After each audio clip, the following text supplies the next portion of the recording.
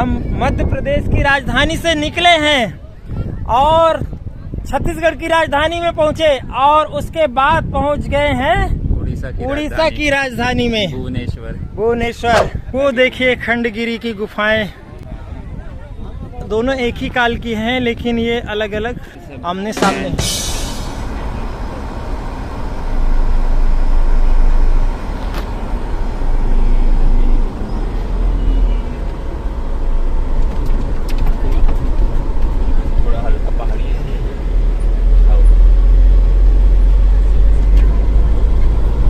सामने में है खंडगिरी। क्या है? सामने है, देखिए खंडगिरी। अच्छा, खंडगिरी है। क्या है वहाँ पे? वो जैन मंदिर है। जैन मंदिर। हाँ। कौन सी गिरी है? खंडगिरी सामने है खंडगिरी। अच्छा, अच्छा। राइट साइड में है उदयगिरी, वो ऊपर में है जैन मंदिर। ओके, ये तो बीच शहर में ही है। उदयगिरी में क्या है? हमारे बैकुंठ जी जो हमारे पायलट हैं इस गाड़ी के बता रहे हैं कि उदयगिरी खंडगिरी। ये सामने देखिए खंडगिरी और वो देखिए लोग वहाँ चढ़े हुए हैं, इतना भीड़ दिख रहा है। देखिए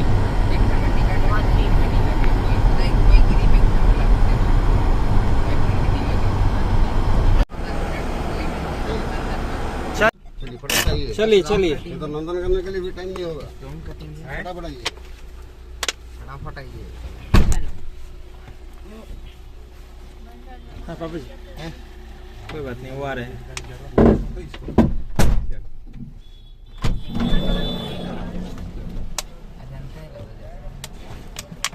गुफाएं हैं इसमें क्या लगता है? और हो सके तो बैग वैग वाला जो गुफा है बड़े धौलीगिरी, उदयगिरी और दिगंबर जैन खंडगिरी। तो नंदनगिरी बंद हो जाता है, वहाँ पहले चले।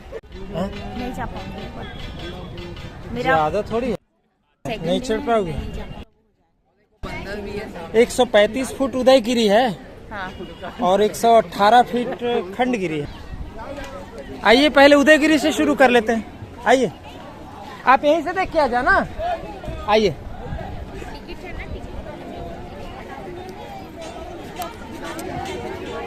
टिकट कहाँ पर लेना है पूछ लेते हैं। ये और कौन दो नहीं जा रहे? तिंदा तिंदा।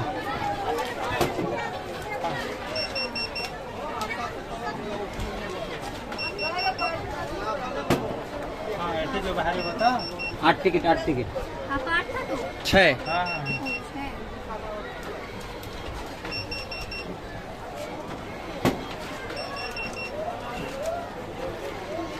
आठ 20 छक्के 120, 25 है क्या? ओके, ये 150। ये दोनों गुफा में काम आएगा।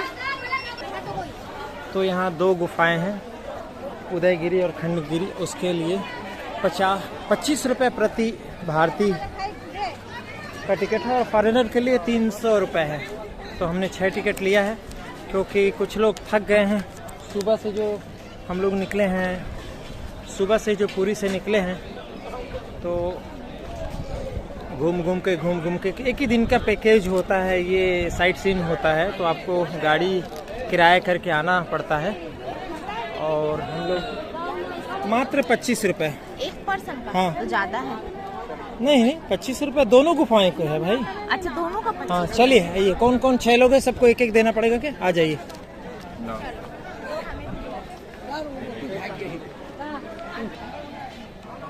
तो अब हम आ गए हैं धौलीगिरी के बाद उदयगिरी और खंडगिरी। पांडव गुफा कम है, ये ज्यादा है। गुफाएं ही तो है, ये कृत्रिम, ये बनाई हुई गुफाएं हैं। अच्छा, पुराने जमाने की। हाँ। उनका कहना है कि मोबाइल को स्टैंड को अच्छा नीचे मत रखिएगा, नहीं तो बंदा हाँ, छीन लेगा। ठीक, ऐसा। Yes sir. तो ये दो पहाड़ी है, इसको कुमारी पर्वत भी कहा जाता है और आमने सामने है ये उदयगिरी और खंडगिरी, कुमारी पर्वत। इसमें जो गुफाएं बनी हुई हैं वो शिलालेख के अनुसार एक पर्वत पे 18 गुफाएं हैं और एक पे 15 गुफाएं हैं। और इन गुफाओं का ऐतिहासिक महत्व है पुरातात्विक महत्व है और धार्मिक महत्व भी है। एक शिलालेख में इनका वर्णन जो है कुमारी पर्वत के रूप में आता है। ये दोनों गुफाएं लगभग ये दोनों टेकरी पे जो है ये 200 मीटर के अंदर में है। देखिए ये और ये आमने सामने, बीच में एक सड़क है, सुविधा केंद्र है, यहाँ टिकट घर है और बस ज़्यादा ऊंचा नहीं है, छोटा सा टेकरी है।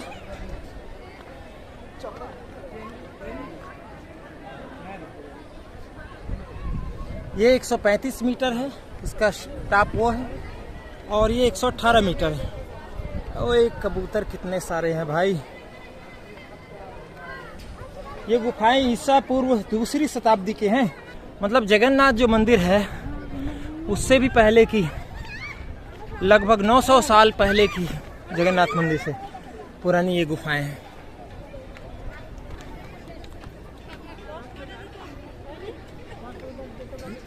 ये गुफाएं ओडिशा क्षेत्र में बौद्ध धर्म और जैन धर्म के प्रभाव को बहुत अच्छे से दर्शाती है। दोस्तों हाँफ रहा हूँ मैं क्योंकि ये चढ़ाव चढ़ के एक अच्छा है कि रैंप की तरह है, सीढ़ियाँ नहीं है, फिर भी थकावट तो लग रहा है क्योंकि हम दिन भर से घूम रहे हैं। जैसे कि आपको पता है कि हम लोग पुरी से साइट सीइंग करने भुवनेश्वर आए हैं और ये गुफा देखने आए हैं जो बीच शहर में स्थित है। यहाँ तो जैन साधुओं के जीवन काल में संबंधित वास्तुकला और कृतियाँ हैं। इन गुफाओं का निर्माण प्राचीन ओडिशा यानी कलिंग के नरेश खारावेला ने 209-170 ईसा पूर्व के बीच कराया था। इस गुफा को बनाने वाले जो खारावेला थे सम्राट, उनको सम्राट अशोक ने हरा दिया था। नरेश खारावेला जैन धर्म को मानते थे, लेकिन धार्मिक जिज्ञासाओं के प्रति उनका दृष्टिकोण बहुत ही उदार था। देखिए शिला के ऊपरी भाग में पिलर ये तो संभालने के लिए बनाया हुआ है और ये कुछ गुफाओं का आर्टिफिशियल निर्माण है जो बाद में भी बनाया गया है और ये मेरे ख्याल से उसी बात का है। पर गुफाएं बहुत है ना, छोटी छोटी। एक में 15, एक में 18 है। सारी गुफाएं हैं। एक ऐसे शॉट ले लो।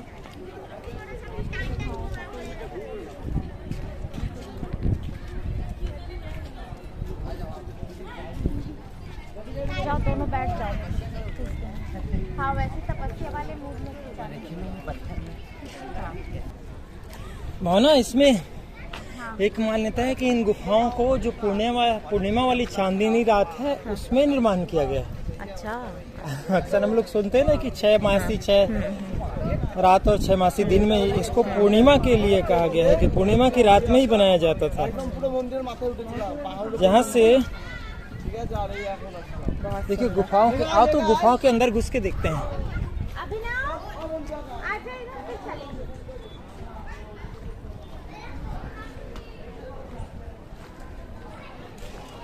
ये देखिए एक कृत्रिम गुफा इसीलिए कहा जाता है। ये पहाड़ को ये काट के बनाया गया, इसीलिए इसको काटने के निशान है ना। छेनी हथौड़ी जो भी रहता होगा, इसीलिए इसको कृत्रिम गुफा कहा जाता है। जैसे कई जगह नेचुरल गुफा है ना, हमने पचमढ़ी में जितनी गुफा देखे हैं वो नेचुरल हैं। नेचुरल थी। हाँ।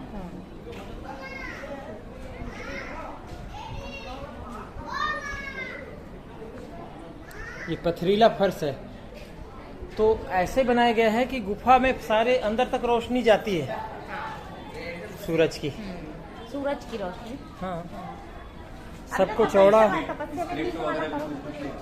हाँ ये शिलालेख है और इस शिलालेख से ही तो बताते हैं कि इसके निर्माण काल का और अलग अलग काल में जो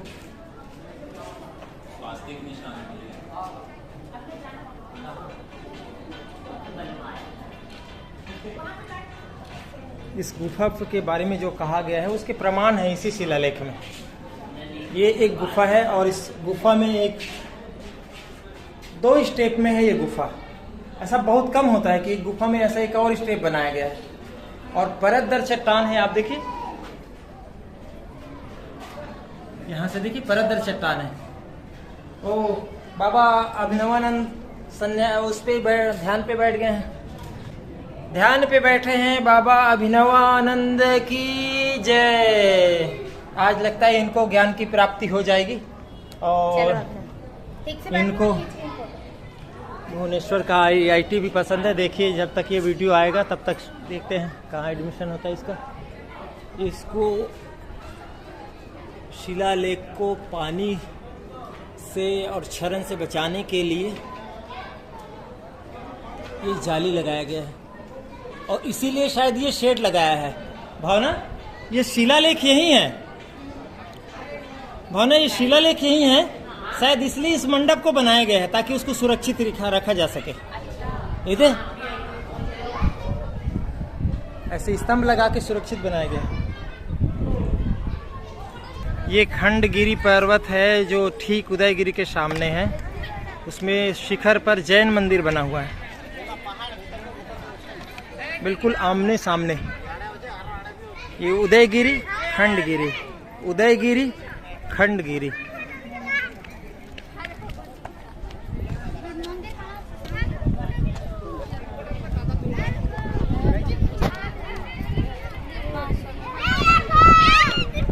इन गुफाओं को ऊपरी शिलाओं पे बनाया गया है जहाँ पानी से सुरक्षित हो और आवास और ध्यान में मौसम का, बारिश का कोई असर ना करे, लेकिन रोशनी बराबर जाती है। क्योंकि बिल्कुल जैसे हम लोग बोलते हैं ना, हमारे छत्तीसगढ़ी में पठेरा बोलते हैं, इस तरीके से बनाया गया है। ये देख रहे हैं ना, एक पठेरा, दो पठेरा। और ये तो कोई गुफा नहीं है, ये तो कुछ और ही है।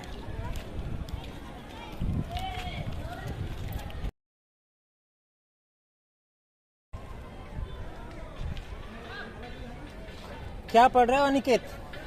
ये यहाँ पे अभी हम जो उदयगिरी गुफाएं में आए हैं, वो गुफाओं में जो बीच बीच में जो इंस्क्रिप्शंस है, जो क्या बोलते हैं वहाँ पे, शिलालेख। हाँ शिलालेख, जिनमें कुछ कुछ लिखा हुआ है उनके अपने भाषा में, उसे यहाँ इंग्लिश में ट्रांसलेट करके। मेरे ख्याल से वो पाली या प्राकृत है, उसको यहाँ अंग्रेजी में दिखाया गया। हाँ, और एक खास बात बताऊं, हमारे मध्य प्रदेश के विदिशा में उदयगिरी की गुफाएं हैं। जब आप उदयगिरी टाइप करते हो ना, जी हाँ, तो यहाँ का पिक्चर आने लग जाता है। अच्छा, अच्छा। हाँ, गुफाएं आप जहाँ भी कहीं भी के टाइप करोगे ना, तो आपको उदयगिरी की गुफाएं आएंगी यहाँ वाली। लेकिन उदयगिरी की गुफाएं वहाँ 20 गुफाएं हैं MP में। अच्छा, अशोका से ही संबंधित नहीं, अशोका से संबंधित पूरे नहीं है, कुछ बौद्ध गुफाएं, लेकिन 18 गुफाएं जो है हिंदू मंदिर के हैं। अच्छा, उसमें भगवान विष्णु शैया में हैं और वराह अवतार में हैं और कुछ ध्यान के लिए, और एक यज्ञ वेदी का भी है एक गुफा, 7 नंबर गुफा शायद। तो हम लोगों के लिए उदयगिरी गुफाएं तो थोड़ा, क्योंकि हम लोग विदिशा के पास ही हैं। वो देखिए वहाँ की गुफाएं, वो देखिए खंडगिरी की गुफाएं, वो दिख रही ना। दोनों एक ही काल की हैं, लेकिन ये अलग अलग आमने सामने। जैन लोग यहाँ रहते थे, ऐसा पढ़ रहा था। जैन, बौद्ध का भी है ना प्रमाण। हाँ, बौद्ध का भी है। जैनों का मेन बताया गया है इसमें। जैन लोग जो हैं दूसरे शताब्दी में ऐसे कुछ आए थे यहाँ पे और बसाया था इन्होंने, जब तक सोमवंशी लोग का यहाँ राज नहीं हुआ। अच्छा, और जो यहाँ जो शासक थे, उनका सम्राट अशोक से बाद में युद्ध भी हुआ, लेकिन उनकी भावनाएं उदार थी। उन्होंने इसे एक अपने धार्मिक सहिष्णुता के प्रमाण के रूप में पेश किया। एक खास बात बताओ, आगे आप चढ़ के देखिए। एक खास बात बताओ, हर जगह जो है ना, जहाँ जहाँ बौद्ध जो स्मारक होते हैं, ध्यान केंद्र होते हैं, वहाँ स्तूप भी होता है। हाँ, और मुझे लगता है यहाँ स्तूप तो नहीं रहा होगा। हाँ, स्तूप के ऐसे बेस देखकर ऐसी लग रहा है कि स्तूप है। जैसे पांडव गुफा है पचमढ़ी में, तो वहाँ ईंट की नींव से रखा हुआ स्तूप, जो ईंट के बेस से बना हुआ है, संपूर्ण ईंट से, उसका अवशेष है।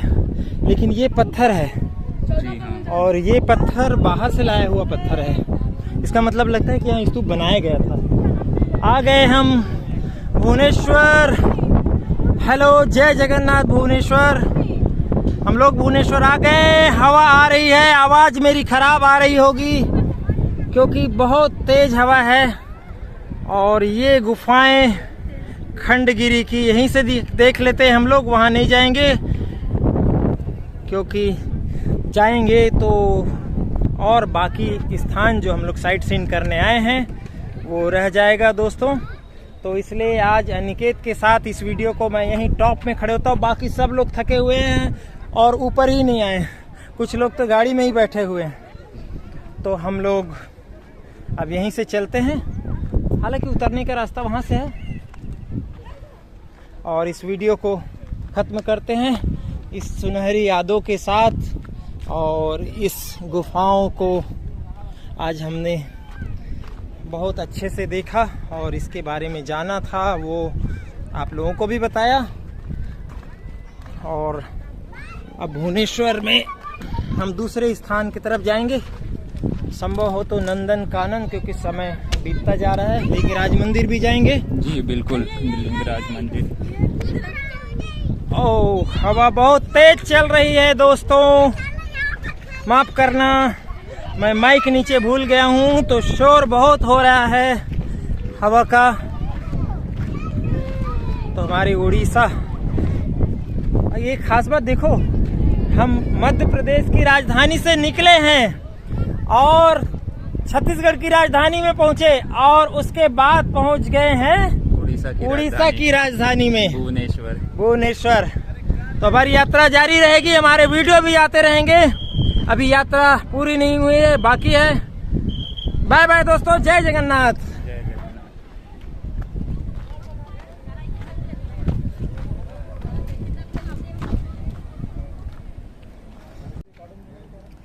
यहाँ गणेश गुफा में देखिए अनिकेत, जी जी, ये कितनी अच्छे से सजावट की गई। एक तो पत्थर को खुदाई किया इस पहाड़ को, है ना, और गुफा बनाया, इसीलिए कृत्रिम गुफा ही कहते हैं। और ऊपर से उसमें सुंदर सुंदर अलंकृत किए हैं, देखिए कार्विंग से जी जी, दरवाजे पे। और बहुत बढ़िया, पत्थर को ऐसे काटा कैसे होगा यार, मतलब अनसन तो कट जाता है वो अलग बात है प्राकृतिक गुफा में, लेकिन एकदम कमरे की तरह काटा है। ये कोई आसान काम नहीं है। आप पत्थर को तोड़ के मूर्ति बना लो अलग बात है, लेकिन इस तरह पत्थर को खोल के कमरे नुमा बनाना, ये तो जी बिल्कुल।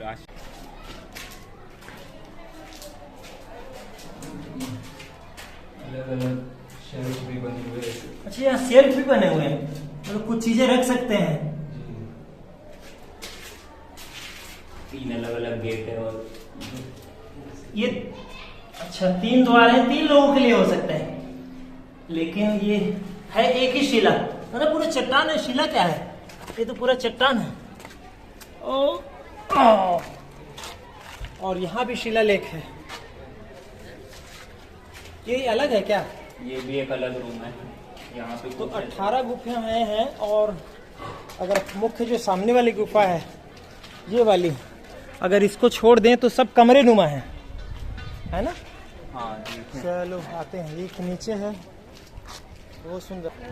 कई जगह गुफाएं नाम मात्र की है, यहाँ गुफाएं आवास के रूप में है।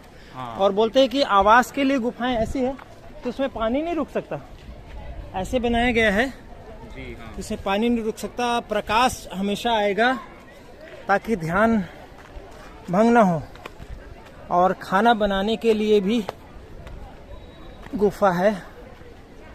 तो कुल मिला के सन्यासियों की या साधुओं की